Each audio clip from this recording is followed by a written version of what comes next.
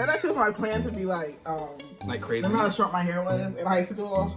For anybody watching high it was school, short. I'd be like, not anymore.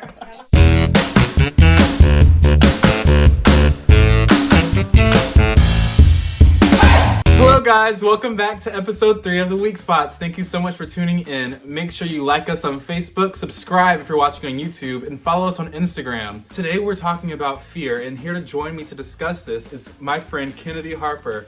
Kennedy, you're in school, right? Yes, I'm getting my master's in sociology at ECU. Nice. Ooh, cannot go pirate. All right, Kennedy, so Halloween just passed, and in the spirit of Halloween, it's a lot of fear, spooky mess going on. Just to start off light, what are some of your biggest fears? Like, I know mine are owls. Don't come for me, because I am scared of birds. Yes, I'm scared of birds. Owls? Yes. How many owls have you actually been around? I actually have never seen, I saw an owl when I went to the zoo in elementary school with on a school field trip, and I did not like it. It's just crazy, they can look really turn their head like that. 360 and their eyes are so big, and I don't like birds in general, honestly. I'm not a bird fan. Squirrels are worse though. You scared of squirrels? Not they just sit there and look at you. I just don't like squirrels. But I think my biggest fear is the dark. I'm not scared of nothing like clowns or nothing like that. I mean regular healthy fear. And regular healthy fear like snakes and bugs. But the dark, to this day I got a nightlight in my room. And my nana keeps a nightlight in her house for me. And I sleep with the TV on. I can't be in the dark. You know what? I'm not gonna belittle your fear, because people are always like, you're scared of owls. So I feel like the dark is shut up because I feel like the dark is more acceptable. Oh, you're scared of the dark, but also you're grown. So should you be scared of the dark? So you belittled it. You did belittle it. That's what you did. You came for me. Yep, been scared of it my whole life. So that's fear in our childhood, especially. I know for me, the owl thing, bird thing started when I was very young, and to this day, it just has stayed with me, and I can't recover. Were you scared of the dark from as a child to now, or this is just a recent thing? No, my dad used to keep the bathroom was right outside me and Christian's room, and he used to keep the bathroom light on. And the nights where he wouldn't keep it on, I just stay up all night till the sun came up. It's actually what got me into reading, because I used to read in the dark, which is why I wear glasses now to this day. But you used to read in the dark? Yeah, I can't go to sleep. Shoot! I just That's how you were? Fear in our childhood. What is one thing you're scared of? Jesus. Yep. Oh, we used to stay up and play Ouch, games. that hurts my eyes already. Well, that's why I wear glasses. And that's why we got glares from lights. You told me to keep them on. I did tell her to keep it on. Okay, so usually fears that, are like that usually start in our childhood. When we hear ghost stories, or I'm scared of the dark, or I'm scared of birds, they start in our childhood. However, I feel when we are in our childhood, we're not scared of the things that we are necessarily scared of now, real world things like abandonment, or being lonely, or not being successful. And I just want to hear your take on how you view fear from childhood to now being an adult. What you think is different. For me, I know that I think that experiencing life has made me fearful of things, because when we're children, we're innocent, we don't know some things, so it's to the point now where it's oh, I've done that and this happened, so that's why I'm fearful of it now. What do you think? I definitely agree with you. I can't fear the unknown, but then I do fear the unknown. We think about the future and stuff like that. But I think that, yeah, you're right. Just being exposed to more things and knowing more what could go wrong has made me more scared of what hasn't even happened yet. Right. And I think that goes and touches a little bit on Kristen and I's episode with anxiety, and just going to the unknown and not really sure what is going to happen, and always thinking of that worst case scenario that could happen, and then we go into it and it doesn't even happen. But I think for fear, more so, is fear happens when it does happen, when that thing that you are anxious about, that worst case scenario, does happen, and you're scared of it happening again. I did theater, and I was very fearful of what people would think of me. I'm scared that it was going to be viewed as feminine, only girls do it, I wasn't going to fit in, and especially being from a small town where that wasn't the norm, I was just felt like an outcast and out of what was what was sought after and what a lot of the guys did in our community, which was not theater. So I was very fearful of that. Do you have anything that you did or liked that wasn't really accepted by people that you were fearful of sharing or embracing? I think I was scared of being myself. Really? And probably in high school, though, especially before I came to Elizabeth City.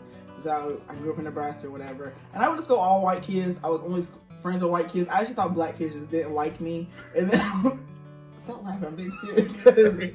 I'm saying that because they didn't like me. But, and like, I think I was just scared of being not that token black friend. Like, Right. I didn't want to be, I'm an Oreo, I'm all this, blah, blah, whatever. I was called But that's not Oreo. me. Oh my God. Do you know I used to call myself that, thinking it was like something to be proud of? You can keep that in there. It's embarrassing. I was called Oreo. I was the token black friend. I still kind of am the token black friend. I need more black friends. What are some of your adult fears? Not necessarily you being in the dark anymore, because that's like a childhood into adult, and that's still one of your fears. What are one of your adult fears? I think my biggest adult fears is, I mean, like, this sounds cliche, but I like really scared to get my feelings hurt. I just don't want my feelings hurt, as everybody has. I've had my feelings hurt. I feel like in adult time, when you get your feelings hurt, it just hits a little different. Yeah. And you gotta process a little different. Take a little longer to get out of that. But I don't want my feelings hurt. And then probably not living up to my potential, but I just would hate that the work my parents have put into everything and the work I put in just ended up being nothing. Yeah. Like, I just ended up being, no disrespect to the city, but I just ended up still being here and right. And that's one of my things that I was very fearful of and still am fearful of to this day, is being scared to be stuck at a place where I've outgrown and I feel like I can't do or fulfill my purpose in a place that doesn't fulfill me anymore. And I always viewed coming back home as a failure. I would fail at this, and I was fearful of failure. But what I've realized, especially during the pandemic and during quarantine and having a lot of time to myself, is that success requires failure, and you have to fail, and you should not be fearful to fail. You know, you're not going to get anything just like that. And one of the things I had to tell myself also is that, you know, like, I'm not asking to be here. It's not like I completely messed up my whole life myself to end up coming back home. It was literally COVID-19, a whole pandemic, that made this happen to everyone, a lot of people. So that was one of my fears, of just not reaching my level of success and what I thought that was I had going for me. I had a lot going for me, and I felt like it was not going to be fulfilled now at all because of this, but this is temporary. What are ways that you are healing that fear, not necessarily letting it stand in the way of your best self, of you getting to whatever is out there for you? So I guess I'm speaking for each of them individually. If we speak about kind of like that uncertainty about not reaching my full potential or whatever, I did actually this devotional on like the Bible app. Mm-hmm. You guys should download it. And I don't remember what it was This called. This is not sponsorship. This is not sponsorship. I can't remember what it was called, but it's this scripture, and again, I'm into the Bible, but I don't memorize nothing. But it talked about how if the Lord feeds like the birds and like keeps the plants alive, then if we're more important than that, why should we be worried? And that, like, right there, I was like, okay, I'm still like not gonna sit here like people be like, oh, the Lord, He got me in line. He hasn't got me in line yet. I'm still nervous about it, and like the fear about being hurt. I think it's a journey though. Like, you are definitely, and that's the thing, healing is not gonna obviously, like, you're not gonna be fixed like that. Like, voila, I'm 100% healed of all my trauma and fears and pain. But I think that is healing, is constantly, intentionally, like, you read, you know, scripture every day to kind of give you more chance to grow in that area of not letting your fears hold you back. Like, being honest about what you're scared about, and then trying to be intentional about trying to fix it. Yes, I'm not sitting here sleeping with the lights off, but in other aspects, I'm going out trying to find ways to like heal like you said, heal yourself and everything like that. Like, not like being in the shadows about it. Then I think the overall theme of honestly every episode already and every episode to come will be intentional with I stumbled a lot, didn't I? I think the overall theme of all the episodes and episodes to come would definitely be intentional with your growth and healing process. I definitely think one way for me, the way I approach fear and being fearful of reaching my best self and taking opportunities that are presented to me, is I just acknowledge that I am scared of this, and I continue even in that fear to put one foot in front of the other. And that's what courage is being brave in the face of fear and walking in that and not letting it stop you from being, the best that you can be, and saying to yourself, I'm scared right now, but I'm still gonna do it. How has that fear held you back from opportunities or success?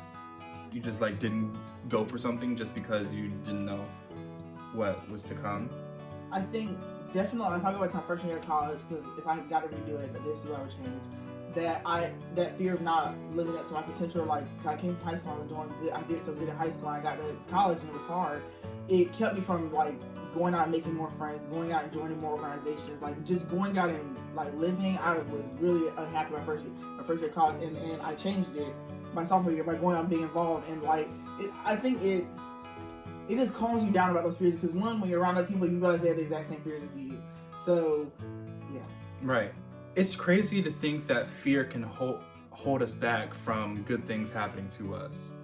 Because if there is success waiting for me and there's opportunities that, I might get an email one day or I might get a phone call, our greatest fear is not that we're inadequate. Our greatest fear is that we're powerful beyond measure. So I've actually never heard that. You've never heard it? Yeah, that was good though. That was good though. But that's one, we are not really scared that we can't do it. We're scared that we are actually powerful and that we have all this talent and influence and creativity inside of us to change the world. And I know when I was in New York auditioning for things and I got in the room for a lot of big projects, I was scared to be there because I was am I capable of this? They chose me, they believe in me. I guess I should believe in myself. And honestly, didn't get the job. But I blame it partially on me not believing in myself and not being confident. And I stopped not believing in myself. Because it comes out, people can tell. Right, people can tell. And you come into that room with, and it's daunting because yes, something good is happening to you, but you're in front of producers and directors, choreographers, casting assistants, and all these people that are big in the industry. And you're I'm just from a small town in North Carolina. I don't know if I should be here. I'm in New York City, and I don't know if y'all really want me. But then it's thinking back on it, it's I deserve to be there. They called me in. I deserve to be there. I deserve a seat at the table, so I should not be fearful of this. But I was fearful of being good, of being great, of being successful. And it's really weird how that works, is that we hold ourselves back from good things happening to us. All right, Kennedy, thank you so much for being here today. Thank you so much for giving up your time, talking about fear today. I want to thank you guys also for tuning in. Make sure you guys like us on Facebook, subscribe if you're watching on YouTube, make sure you follow us on Instagram. Until next time, be safe, be blessed, have a great day. Bye!